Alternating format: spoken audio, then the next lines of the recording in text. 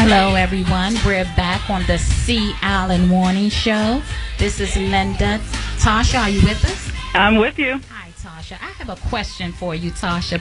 This is a personal question. Okay. I am a person who I wear weave a lot. All the time. I don't think, but okay. When Nana she said it, I have never seen her natural hair. Go ahead. Okay. And how long have you been with me, Linda? I have been here 7 months. And I haven't seen her regular hair. Yeah, go ahead. But I am very interested in going natural. And I'm actually considering going to Mr. Broadneck's to get a silkening. But I work out a lot, Tasha. Do you work out a lot? Do you work out? I must say I don't work out, but I'm in the city, so I literally walk everywhere I go, and that's the most. That's I your know workout. Yeah, the workout girls are like, that's not a workout, but for us, it's a big workout, especially when you're walking in heels and everything else. Yes, it is. So, what do you do with your natural hair when you're, perspiring in your hair? How can you keep your hair looking nice and attractive, and that free flowing bounce when you're, the hair has. It really depends on your hairstyle. I know when I was working out, and I've always worn a bob, and I've always wore it straight, I would literally put it in the tightest ponytail that you can imagine, and I would put a workout band on. Okay. And there are some good ones now. They don't make them like they used to. And I would not release, once I finished my workout, I would not release my pony until my hair was completely dried. And that really helped with my my roots and my edges reverting back. Okay. It kept it pretty straight. Tasha, I have to say that was some very good advice. I have a client who does hot yoga. Have you ever tried that? Yeah, big room. Oh, my goodness. She absolutely loves it, but her hair is natural, and she is a lawyer. So she is currently wearing, she gets her hair silkened about every 2 weeks, but she does the yoga, I think, 3 times a week. Big room is serious. Exactly. Woo. And so she says she does the same thing. She pulls the hair back in a tight ponytail and doesn't release it right after the class, and it allows the style to last at least about a week and a half. Yeah, it does help. Well, You just have to wait and don't release until it's completely dry. Right. Okay. Well, that brings me to my next question, Tasha. What do you do? What do you do in the summertime? I mean, how often do you have to have your hair, have the silkening process done? How often do you have to go to the salon? You need to go. Well, if you want to keep your hair straight and you are working out at the same time, you probably need to go every 7 days, if you can, or every 10 days. I know it's hard, but when you commit to working out and everything else and you want to keep it straight, you also have to commit to, if you don't know how to do your own hair, going to get it done on a regular basis so it can stay the way you want. Okay. I mean, there's no getting around it. There's no cheat sheet. Absolutely. But you know what? And then we can talk about this, a little later after Tasha, because Linda, we're not going to get started, but I keep telling you that we get a lot of emailers, and a lot of the guys are saying that they're sick of their women in weaves, that they want their women to let the weaves go. Linda. Okay, I understand that. My problem is I'm a hairstylist also. So I like for my hair to always look nice. Therefore, if I have natural hair, I tend to take the flat iron on a daily basis to make it. Yeah, so that's abusive. So I put the weave in because I can abuse the weave. Understand, guys. I understand. But you know what? And Tasha, I want you to talk about this to the listeners for a minute.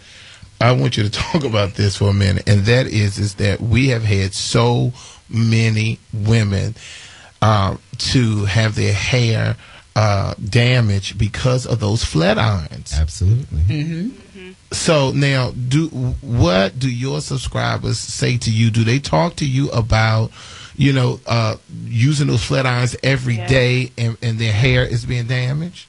Yeah, well, and even a lot of women here in the office, I have to tell them, you put it all the way up to 450? Oh. you use that every day on 450. Yeah. You're like frying your hair off. Frying it, cooking And- it. You're frying it off. If you are, you can't tell people not to use it because people are always going to use their flat iron, but keep it on a low setting if you have to. Always use a heat protector, and honestly, don't do it every day. Exactly. Like, come off there every day, and maybe you use it 3 times a week or 2 times a week, but definitely not every day.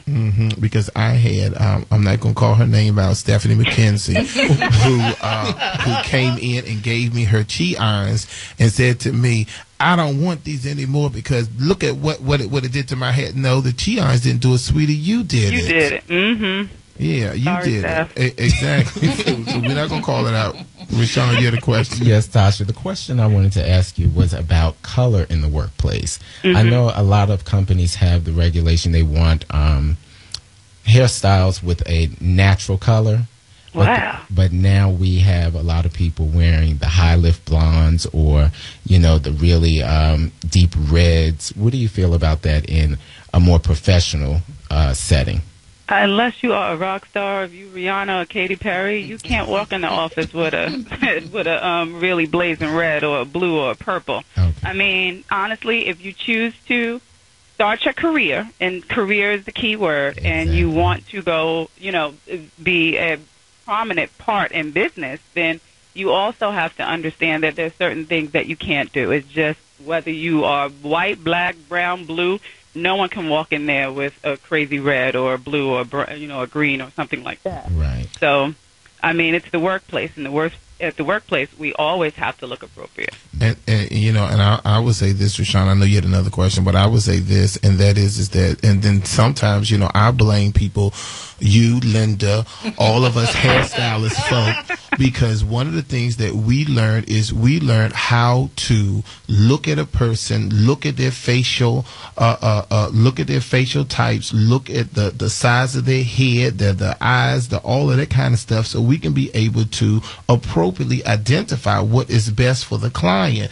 We should not have, I don't care if clients come to me and they want this particular look, they done went out and got the Essence magazine, then they gonna come and sit in the chair talking about, I want to look like this, sweetie, this does not fit your personality, it does not fit your look, and this is something that we're not going to do. So I think some of y'all out there wrong, y'all running around. I have I ain't gonna call it out, but I have an employee who is really, really, really, really, really light complected, and she has her hair to the highest blonde that you can have. It's sweetie, no ma'am.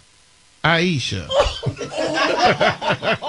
I'm scared to meet you. I'm scared. I'm sorry, but I said to myself, well, my great Rashawn made me do that because Rashawn said, well, who you talking about? See, this is how we act when Seven Brown not here. That's a shame. I love you, Aisha.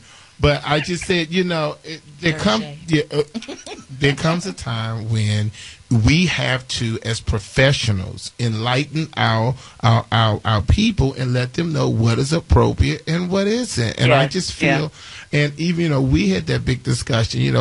They hammered down on me, Tasha, because I said big box braids in the courtroom to me is not appropriate. That's just my opinion.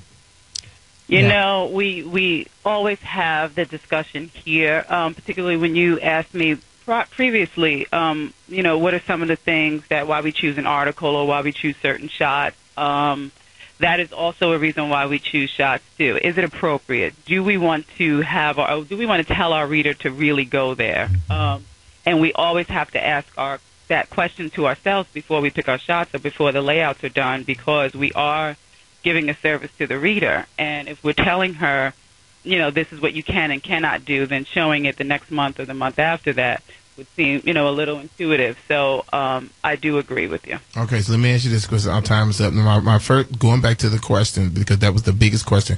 How do you choose the cover and how do you choose the articles? The cover, it's a combination of things. Of course, this is a day and age where we look to see who, most of the time it is a celebrity on the cover. Most people don't want to see a model or, real people on the cover. So it's always a celebrity. And it's really what's happening now, what's mainstream, who people are talking about. And, there's also a bit of give and take on who sells. We do some testing. We do a whole lot of arguing. We do a whole lot of debating. and we really go back to see who has something coming out. So who will you be seeing, or who at that time you may want to see, and then we just go back and forth and choose, the best cover for us. Absolutely awesome. Okay, everyone, listen to me now. We're going to start taking a poll on the show to make sure to do you subscribe to Essence Magazine? We want to make sure that everyone is actually getting those magazines, picking them up off the shelves, so we can be able to continue to support that awesome brand. Thank you, Tasha Turner, for another awesome conversation. So we're going to see you. We're going to talk to you next month, and then we're going to see you in May. Yay! Finally. All right, everyone. Listen, go out and get that Essence Magazine with Whitney Houston on the cover. We're going to be right back. We're talking about appropriate hairstyles in the workplace. We'll be right back